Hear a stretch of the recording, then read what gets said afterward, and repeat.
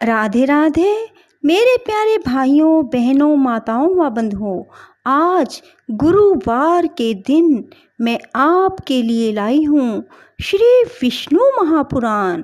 बंधुओं, गुरुवार भगवान विष्णु का दिन है और इस दिन श्री विष्णु पुराण को सुनने से श्री विष्णु भगवान की अपने भक्तों पर अपार कृपा हो जाती है।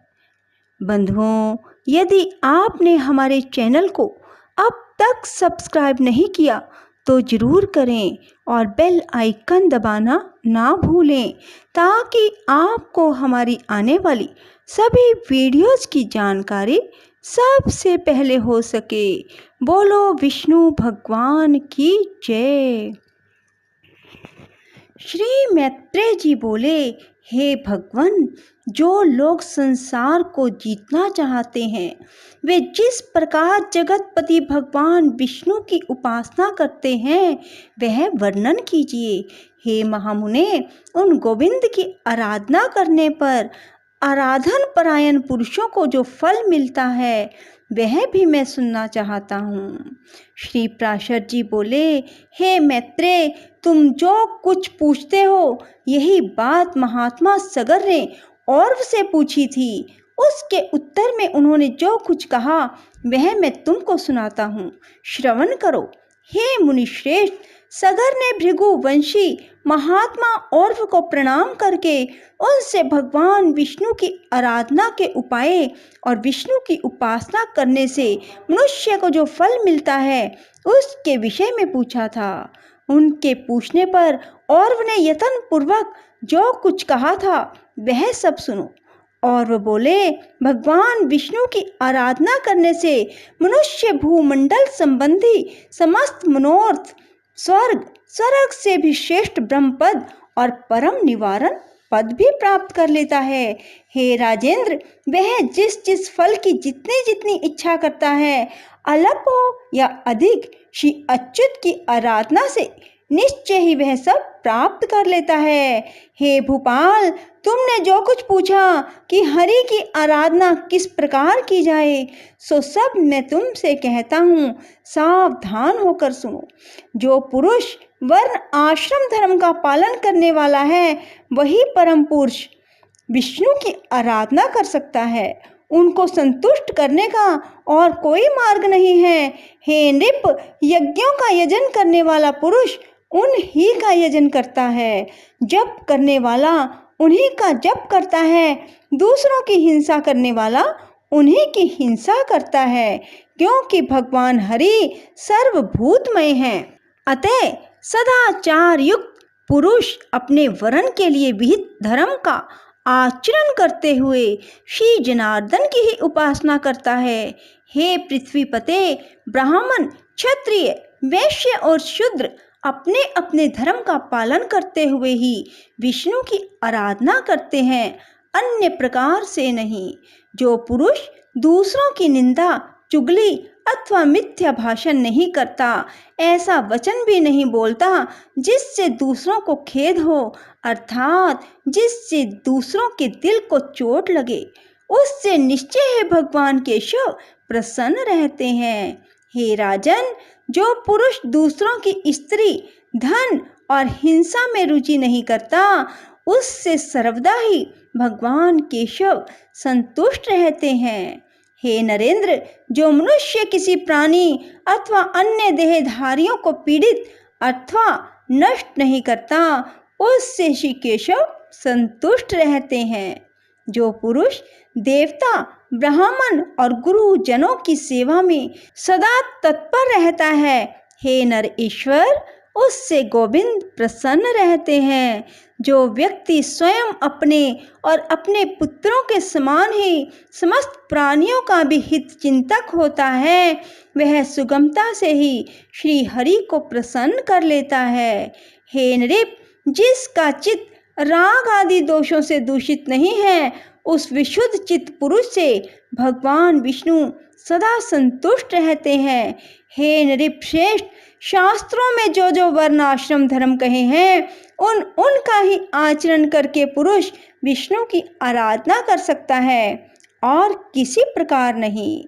सगर बोले, हे द्विजश्रेष्ठ, अब मैं संपूर्ण वर्ण धर्म और आश्रम धर्मों को सुनना चाहता हूँ, कृपा करके वर्णन कीजिए। और वह बोले, जिनका वर्णन मैं करता हूँ उन ब्राह्मण, क्षत्रिय, वैश्य और शूद्रों के धर्मों का तुम एकाग्रचित्त होकर क्रमशः श्रवण करो। ब्राह्मण का कर्तव्य है कि दान दे, यज्ञ द्वारा देवताओं का यजन करे, स्वाध्यायशील हो, नित्य स्नान तर्पण करे और अग्न्याधान आदि कर्म करता रहे। ब्राह्मण को उचित है कि वृत्ति के लिए दूसरों से यज्ञ करावे, औरों को बढ़ावे और न्याय उपार्जित शुद्ध धन में से न्याय अनुकूल द्रव्य संग्रह करे। ब्राह्मण को कभी किसी का अहित नहीं करना चाहिए और सर्वदा समस्त प्राणियों के हित में तत्पर रहना चाहिए। संपूर्ण प्राणियों में मैत्री रखना ही ब्राह्मण का परम धर्म है। पत्थर में और प्राय रतन में ब्राह्मण को समान बुद्धि रखनी चाहिए। हे राजन, पत्नी के विषय में ऋतुगामी होना ही ब्राह्मण के लिए प्रशंसनीय कर्म है। क्षत्रिय को उचित है कि ब्राह्मणों को यथेच्छ दान दे, विविध यज्ञों का अनुष्ठान करे और अध्ययन करे। शास्त्र धारण करना और पृथ्वी की रक्षा करना ही क्षत्रिय की उत्तम आजीविका है। इनमें भी पृथ्वी पालन ही उत्कृष्टतर है। पृथ्वी पालन से ही राजा लोग कृतकृत्य हो जाते हैं, क्योंकि पृथ्वी में होने वाले यज्ञ आदि कर्मों का अंश राजा को मिलता है। जो राजा अपने वर्ण धर्म को स्थिर रखता है वह दुष्टों को दंड देने और साधु जनों का पालन करने से अपने अभिष्ट लोकों को प्राप्त कर लेता है। हे नरनाथ, लोक पितामह ब्रह्मा जी ने वैश्यों को पशुपालन, वाणिज्य और कृषि ये जीविका रूप से दिए हैं। अध्ययन, यज्ञ, दान और नित्य नैमित्तिक आदि कर्मों का अनुष्ठान ये कर्म उसके लिए भी विहित हैं। शूद्र का कर्तव्य यही है कि द्विजातियों की प्रयोजन सिद्धि के लिए कर्म करे और उसी से अपना पालन पोषण करे, अथवा वस्तुओं के लेने बेचने से अथवा कारीगरी के कामों से निर्वाह करे। अति नम्रता, शौच, निष्कपट, स्वामी सेवा, मंत्रहीन यज्ञ, अस्तेय, सत्संग और ब्राह्मण की रक्षा करना ये शूद्र के प्रधान कर्म है। हे राजन, शूद्र को भी उचित है कि दान दे, बलि, वैश्य देव अथवा नमस्कार आदि अल्प यज्ञों का अनुष्ठान करे, पितृ श्राद्ध आदि कर्म करे, अपने आश्रित कुटुंबियों के भरण पोषण के लिए सकल वर्णों से द्रव्य संग्रह करे, ऋतु काल में अपने ही स्त्री से प्रसंग करे। हे नरेश्वर, इसके अतिरिक्त समस्त प्राणियों पर दया, सहनशीलता, अमानिता, सत्य, शौच, अधिक परिश्रम ना करना, मंगलाचरण, प्रियवादिता, मैत्री, निष्कामता, अकृपणता और किसी के दोष ना देखना ये समस्त वर्णों के सामान्य गुण हैं। सब वर्णों के सामान्य लक्षण इस प्रकार हैं। अब इन ब्रह्म आदि चारों वर्णों के आप धर्म और गुणों का श्रवण करो। आपत्ति के समय ब्राह्मण को क्षत्रिय और वैश्य वर्णों की वृत्ति का अवलंबन करना चाहिए। क्षत्रिय को केवल वैश्य वृत्ति का ही आश्रय लेना चाहिए। ये दोनों शूद्र का कर्म कभी ना करें। हे राजन, इन उपरोक्त वृत्तियों को भी सामर्थ्य होने पर त्याग दें। केवल आपातकाल में ही इनका आश्रय लें।